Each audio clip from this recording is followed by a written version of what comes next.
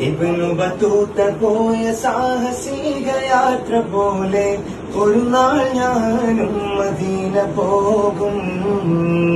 ഇരപ്പകൽ ഭേദമന്യ തിരുഹബീബിൻ റൗള തേടി ഒരു നാൾ ഞാനും മദീന പോകും.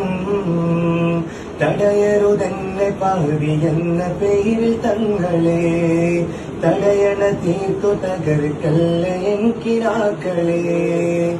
തടയരുതെന്നെ പാവി എന്ന പേരിൽ തങ്ങളെ, തടയണ തീർത്തു തകർക്കല്ല എൻകിനാക്കളെ.